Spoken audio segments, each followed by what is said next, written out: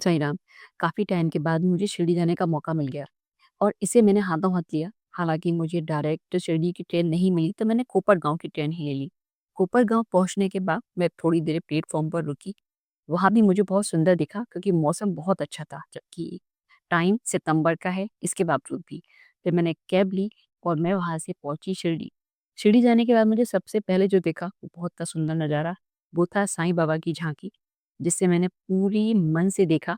और जब वो झांकी वहाँ से गुजर गई, उसके बाद मैं अपने रूम पर आई और बस मैंने आराम किया। अगले दिन मैं सुबह तैयार हुई और निकल गई दर्शनों के लिए। दर्शन करने के लिए मोबाइल और कैमरा ले जाना अलाउ नहीं है, तो मैंने रास्ते के ही छोटे-छोटे क्लिप बनाए और उसके बाद मैंने साईं बाबा के दर्शन किए। भक्तों की लंबी कतार तो थी, लेकिन दर्शन मुझे आसानी से और बहुत अच्छे हो गए। जब मैं दर्शन कर रही थी, तो कई बार मुझे टोका गया। वहाँ पर जो सिक्योरिटी गार्ड्स रहते हैं, वो आपको टोकते रहते हैं कि बस आप वहाँ से हट जाइए। लेकिन मैं तो हूँ ढीठ। बहुत दिनों के बाद पहुँची थी, इसलिए मैंने एक कान से सुना और दूसरे कान से निकाल दिया। बड़े मन से दर्शन किए और जब तसल्ली हो गई, तब मैं वहाँ से हटी।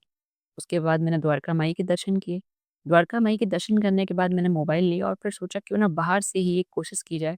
या तो एक फ़ोटो मुझे मिल जाए या फिर छोटी-सी क्लिप बनाने का मौका मिल जाए। और मुझे छोटी-सी क्लिप बनाने का मौका द्वारका माई के बाहर से ही मिल गया। मन बड़ा खुश हो गया। उसके बाद मैंने चावी जी के दर्शन किए और फिर मैं वापस अपने रूम पर यानी कि द्वारावती आ गई। द्वारावती साईं बाबा संस्थान की बनाई हुई एक धर्मशाला है। इसके अलावा भी संस्थान ने कई धर्मशालाएँ बनवाई हैं, लेकिन द्वारावती साईं बाबा के समाधि मंदिर से मात्र 600 मीटर की दूरी पर है। ये बहुत साफ-सुथरी है और बहुत अच्छी वाइब्स देती है। पॉजिटिव वाइब्स के अलावा इस धर्मशाला का सबसे सुंदर पॉइंट ये है कि इसके ठीक सामने एक गार्डन है और रात में भी धर्मशाला बहुत सुंदर दिखती है। इसके अलावा जो सबसे बेस्ट पॉइंट मुझे लगा, वो लगा साईं बाबा की उपस्थिति।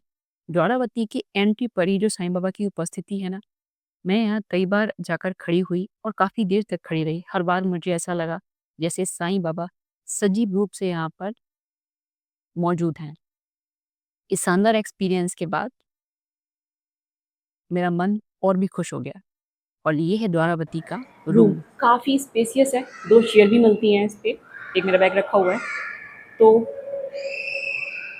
बहुत अच्छा रूम है। एक्स्ट्रा बेड अगर चाहिए होता है तो वो एक्स्ट्रा मैट्रेस प्रोवाइड कराते हैं। शिरडी का आज हमारा आखिरी दिन है। हम यहाँ से आज एग्ज़िट कर रहे हैं, जा रहे हैं और मेरा मन कर रहा है एक बार और चाय पी ली जाए, क्योंकि अगर आपने एक बार शिरडी की चाय चख ली, टेस्ट कर ली, तो फिर आप इसके जादू से बच नहीं सकते।